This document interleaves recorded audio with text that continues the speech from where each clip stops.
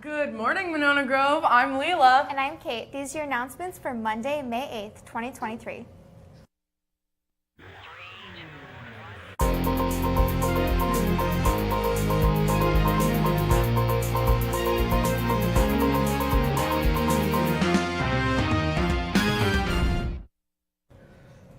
Please stand for the pledge. I pledge allegiance to the flag of the United States of America and to the republic for which it stands, one nation, under God, indivisible, with liberty and justice for all. Attention all students with appetites. Today after school, come to the Commons to buy a crepe made to order. It's a very thin French pancake filled with your choice of flavors: berry, chocolate, caramel, banana, whipped cream. Support French Club's activities and their annual donation to Doctors Without Borders, all while enjoying a great after-school treat. Now, let's go to an important message from Mr. Kling regarding crisis response protocol. Good morning, Silver Eagles. I'm here to talk with you for a few minutes about some safety procedures and also to give you some information about a safety drill that we're going to hold this week. You've probably seen some signs that look similar to what you see on the screen here around the school, and I believe I introduced some of these with you with Officer Wunsch back in the fall. Today we're going to talk about a couple of different types of terms and a couple of responses that we have if we have any kind of a safety issue in the building. Specifically today we're going to talk about a classroom hold and also a term called a building secure. A classroom hold is the most common type of a protocol or a situation we might find ourselves in at the high school. And a classroom hold is used for any kind of an incident that is used for a situation that is inside the building. So what that essentially means is we just need to contain a part of the building. We need to keep students away from it and staff, usually just because we would have somebody else in the building that would be assisting administration, or just for safety we would need to keep students out of that area. So in the case that we would have a classroom hold, students would be asked to stay in the classrooms, the offices, the resource centers, the library, wherever you are at the moment of the hold, you stay there. If you happen to be outside of a classroom, then you would head into the nearest one closest to you. So if you're in the hallway, if you're coming back from getting a drink of water or the bathroom, we would ask you, if you're close, go to your classroom. If you're still a little ways away, just duck into the nearest classroom or office that's near you. The important thing about a classroom hold is while the hold is going on, no students are leaving their spaces and they're staying put until the hold is completely finished. If you happen to be outside of the building during a classroom hold, you would stay outside. So that maybe you're in a gym class or you're coming in from open campus, you would basically just stay outside the building until the hold is done. Another important thing about a classroom hold is that we ignore bells during that time. So in a classroom hold, classes can continue, learning can continue. If the hold happens to last when a class period ends, you stay put. And you're going to ignore the bells until you hear the all clear. For a classroom hold, you would hear an announcement that would come over the PA system. You would hear a message like this: we are under a classroom hold at this time. Please remain in your classrooms and offices until the all clear signal is given. Teachers and staff, please check your email for more information. A couple of examples or scenarios where you might see a classroom hold would be a thing like a medical emergency. So if somebody, we need to have an ambulance or first responders come in to help, we would put a classroom hold in place. If we had any kind of a behavior incident where we need to kind of control a certain part of the building to keep everybody safe, or it could be a maintenance situation. We have water in a hallway or a flood or something like that. The other type of terminology I want to review with you is what we call a building secure. In a building secure, this is for a situation that is outside of the building. In the case of a building secure, our protocol is pretty straightforward. Everyone that is outside of the building would be brought in. So that could be PE classes or sports practices if it's after school. Maybe if it's during lunch, students that are eating outside, we would bring them inside. When we're in a building secure, all of our exterior entrances are locked and monitored. And during a building secure, nobody is allowed out of the building, and also nobody is allowed into the building as well. And so if you had an appointment or you would need to leave the building, we would have you wait in the main office until this building secure ends, but that is something that we're pretty strict on. During a building secure, for the most part, it's kind of business as usual. Classes can resume as normal. Passing periods can happen when the bells are ringing. Students can go to their next classes. However, the big difference is everybody's remaining in the building. So if there are PE classes, they would have to stay inside.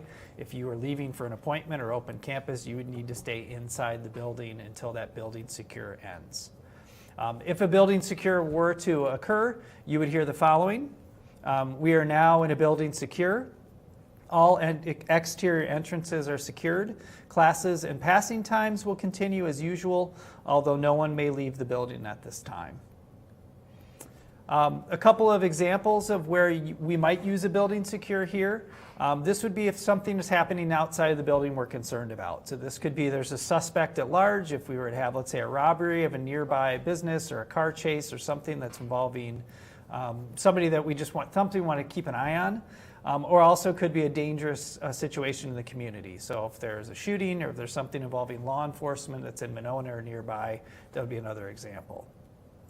So the reason I'm bringing this up to review with students and staff again is that we are going to have a drill for this week. So this week, the week of May 8th, we're going to conduct a drill, and it's going to be either a classroom hold or a building secure. Students and staff will not have a heads up on when this is going to happen. We do want to replicate a real situation. And so the things that you can do just to keep yourself kind of informed and safe, to familiarize yourself with the procedures that I just mentioned. To when the drill begins, it's really important to follow all of the protocol and the expectations that I just outlined for you. And then just to be alert. So just make sure that you're listening to all the PA announcements that you're hearing over the loudspeakers, all the directions that staff are giving you, just so we can have this drill be successful and safe. If you have any questions, feel free to ask me, to ask any administrator, Officer Wunsch. We can all help answer any questions that you have, but we ask that you take this drill seriously this week because in a real situation, we may be tasked with having one of these drills. So thanks very much. Appreciate your time. Sports! Great work to the girls track and field team at a competitive Memorial Spurgeon Invite on Friday. Finishing third was Casey King in the 100 hurdles and Maddie Hogan in the 200. Finishing first was Maddie Hogan in the 100 hurdles and 300 hurdles. Also, Erica Eastman in the 1600 ran to a fourth place all-time finish in MG girls track and field history. Jane Proctor threw discus, fourth place in MG girls history, and Mai Zukowski pole vaulted to 10th place in MG girls history. Great work to everyone who competed. Students, are you interested in helping grow student engagement at our athletic contests? Are you looking to help energize the student body to be one of the best student sections in the state? Check your email and IC portal for information on helping out with being an MG student section leader. Today, JV Golf splits up with one group at 10 a.m. invite at Devil's Head and the other group competing against DeForest and Sun Prairie East at Prairie Pines Golf Club at 1 p.m. Track has the fresh soft meet at Baraboo at 4. Tennis has an away match at DeForest. Tennis players, please know that you do not have early release today. The bus departure time has been pushed back to 4:30 p.m. or 3:40 p.m. Baseball plays Sauk Prairie at Fireman's Park with JV at 4:30 and varsity at 7. JV2 baseball plays at Stoughton at 5. Softball plays at Beaver Dam at 5:15. Attention, anyone planning on playing MG football next year. There will be a mandatory player/parent meeting on Wednesday, May 10th at 6:30 p.m. in the auditorium. Now, let's go to weather with Connor. Yeah, Xavier, as we take a look at our live look MGAV sky cam, you can see it's rainy at the football field. Today we can expect morning showers, otherwise mostly cloudy and cooler with a chance of afternoon showers and a few thunderstorms. Winds are going to be east to northeast, 8 to 15 miles an hour. Tonight, an evening shower is possible, otherwise becoming partly cloudy and cooler. Winds northeast, 6 to 12 miles an hour. Now let's go back to the desk. And now for the rest of the news. Today in the traditional line, we have a hot dog on a bun, baked seasoned fries, baked beans, Caesar salad with grape tomatoes, and a fruit slushy sidekick. Happy birthday today to Marcella Simmons, Nolan Hoffman, and Henry Hogan. And before we go, let's catch up with Mr. McGrath for something special in Studio B. Good morning, Silver Eagles. We are celebrating Teacher Appreciation Week this week. And as part of that celebration, we will be here live each day to draw 2 teachers' names out of our Silver Bowl. And each of those teachers can select anything they would like from our school store. Some spirit wear, MG spirit wear. Drum roll, please. Here are our 2 teachers. First up from the math department, we have Mr. Esser. Mr. Esser, congratulations.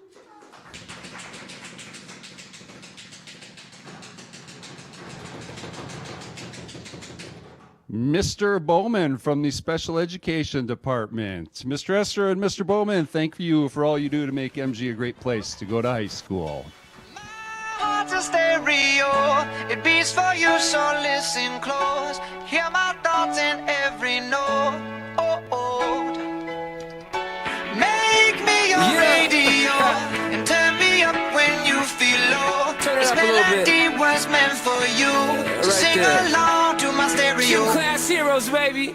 If I was just another dusty record on the shelf, would you blow me off and play me like everybody else? If I asked you to scratch my back, could you manage that? Like if we had